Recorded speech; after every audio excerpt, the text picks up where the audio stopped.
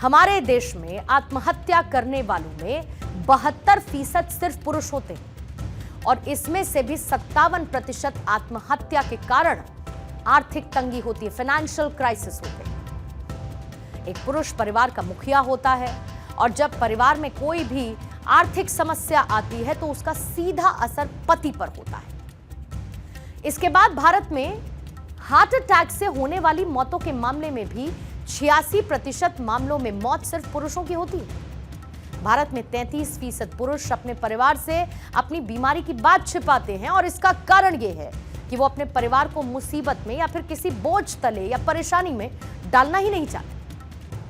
ठीक इसी तरीके से भारत में 30% पुरुष अपने डिप्रेशन की बात, अपने तनाव की बात अपने परिवार से साझा ही नहीं कर पाते और इसके चलते भारत में 90% पुरुषों की काम के दौरान मौत हो जाती है। डोमेस्टिक वायलेंस, घरेलू हिंसा के मामले में भी एक फैक्ट है और शायद ये फैक्ट आपको कोई और नहीं बताएगा।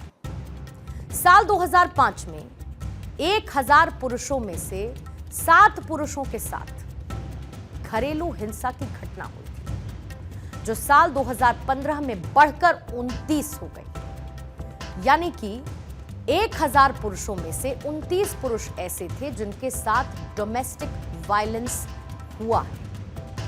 और इन सभी कारणों को भी इस बात का कारण माना जा सकता है कि भारत में महिलाओं की औसत उम्र जहां पर 72 साल होती है, वहां पर पुरुषों की औसत उम्र 70 साल से भी कम की होती है। आखिर में आपको महिला और पुरुषों में आने वाले आंसुओं का हिसाब किताब भी समझा देते हैं।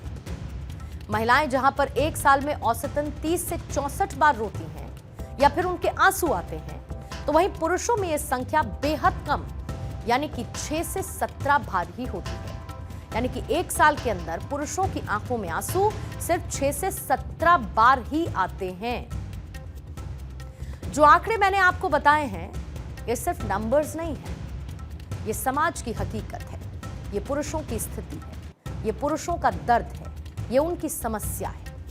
और इसका संपूर्ण सार ये है कि मर्द को भी दर्द होता है। मशहूर लेखक हरिशंकर परसाई ने एक बार ये कहा था, पुरुष रोते नहीं हैं, लेकिन जब वो रोते हैं तो रोम रोम से रोते हैं और उनकी व्यथा एक पत्थर में भी दरार कर सकती है। इसीलिए आज ये कहना चाहती हूं कि पुरुषों को भी उतने ही प्रेम की आवश्यकता है जितनी कि महिलाओं को है।